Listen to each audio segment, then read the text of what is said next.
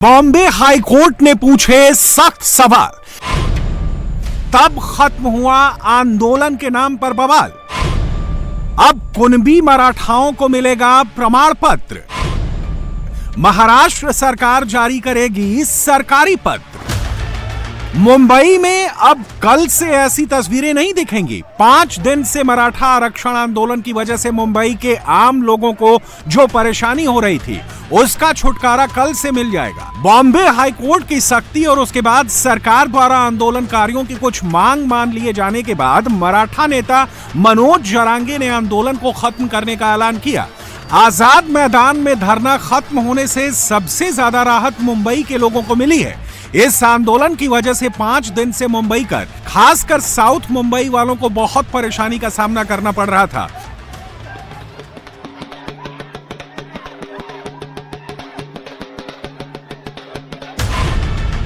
ये तस्वीरें उस दिन की हैं जब 5 दिन के सफल आंदोलन के बाद मनोज जरांगे और उनके समर्थक आजाद मैदान से वापस जा रहे थे। महाराष्ट्र के अलग अलग जिलों से आए मराठा विजय का जश्न मनाते हुए अपने अपने घरों को जा रहे थे और अपनी जीत का क्रेडिट सभी नेताओं को दे रहे थे।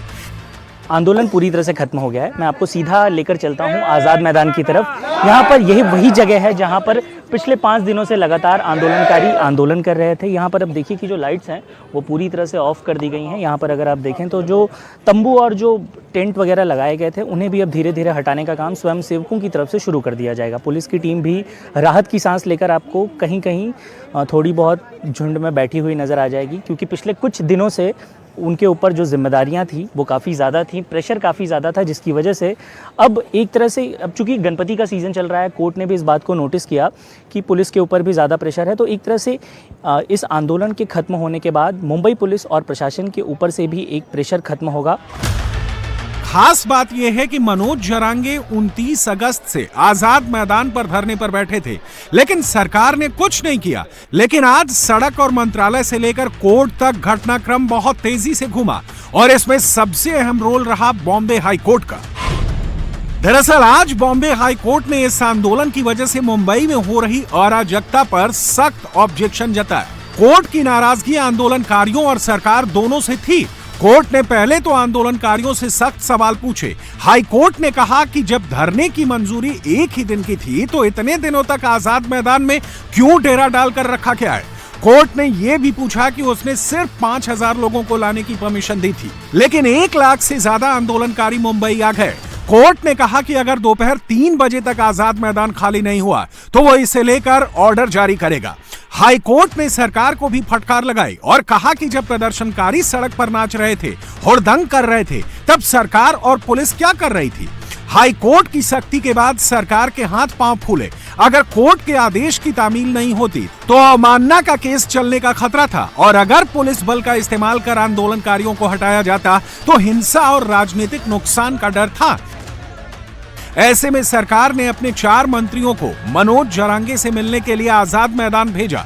वरिष्ठ मंत्री राधाकृष्ण विखे पाटिल, उदय सामंत, माणिक राव कोकाटे और छत्रपति शिवाजी महाराज के वंशज शिवेंद्र राजे भोसले सरकार का फरमान लेकर पहुंचे। काफी देर तक दोनों पक्षों में बात हुई। मनोज जरांगे को समझाया गया कि बॉम्बे हाईकोर्ट के सख्त रुख को देखते हुए सरकार अब उन्हें यहां बैठने नहीं दे सकती। जवाब में जरांगे ने कहा कि सरकार भी कम से कम उनकी कोई मांग मान ले, जिससे वो अपने समर्थकों के साथ वापस जा सके। तब जाकर सरकार ने फैसला लिया कि हैदराबाद गैजेटियर के हिसाब से कुणबी रिकॉर्ड वाले मराठाओं को उचित जांच के बाद जाति प्रमाण पत्र जारी किए जाएंगे। राधाकृष्ण विखे पाटिल ने कहा कि 17 गजट का क्रियान्वयन 1 महीने के भीतर पूरा कर लिया जाएगा। उन्होंने कहा कि मराठा प्रदर्शनकारियों के खिलाफ पहले दर्ज किए गए मामले सितंबर के अंत तक वापस ले लिए जाएंगे। सरकार ने यह भी फैसला किया कि मराठा आरक्षण आंदोलन के दौरान जान गंवाने वाले लोगों के परिजनों को उनकी शैक्षिक योग्यता के अनुसार 1 हफ्ते के भीतर वित्तीय सहायता और सरकारी नौकरी दी जाएगी। मंत्रियों ने जरांगे को बताया कि अब तक 15 करोड़ का मुआवजा दिया जा चुका है। विखे पाटिल ने कहा कि सेज सोयारे यानी रक्त संबंधियों वाली अधिसूचना पर 8 लाख आपत्तियां प्राप्त हुई हैं और सरकार को उनकी जांच के लिए समय चाहिए। जो उनकी सबसे अहम मांग थी कि हैदराबाद गैजेटियर को लागू करना चाहिए, उस मामले में हमारा कोई दूसरा मत नहीं था, लेकिन उस मांग के साथ उनका जो कहना था कि इसको एक साथ सभी को आप लागू कर दीजिए, तो हमने उनको ये समझाने की कोशिश की कि आरक्षण जो होता है वो समूह को नहीं, वो व्यक्ति को होता है। व्यक्ति को आरक्षण मांगना पड़ता है, इसलिए इस प्रकार का निर्णय नहीं हो सकता। उसके लिए कोई ना कोई सबूत देना पड़ता है। सबूत के तौर पर ये हैदराबाद गैजेटियर काम में आएगा, क्योंकि हैदराबाद गैजेटियर में जब उनके दादा परदादा का नाम ये कुणबी जाति में अगर रहेगा तो उसका फायदा उनको मिलेगा और नियम के अनुसार उनको उसका सर्टिफिकेट मिलेगा, उनको आरक्षण मिल पाएगा। जो मराठा समाज है उसके लिए जो एक तकलीफ थी कि मराठवाड़ा ये चूंकि निजाम के राज में था, वो अंग्रेजों के राज में नहीं था, इसलिए वहां पर एविडेंस का एक बड़ा प्रॉब्लम था, साक्ष्य मिलते नहीं थे, तो इसके कारण वो साक्ष्य मिलेंगे। सरकार ने मराठा आरक्षण आंदोलनकारियों की कुछ मांगे मान ली तो मनोज जरांगे ने इसे ही अपनी जीत बताकर आंदोलन खत्म करने का ऐलान कर दिया।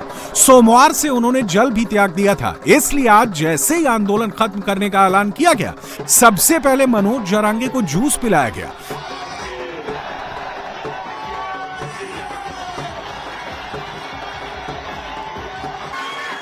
इसके बाद मंच पर ही उनके समर्थक नाचने गाने लगे।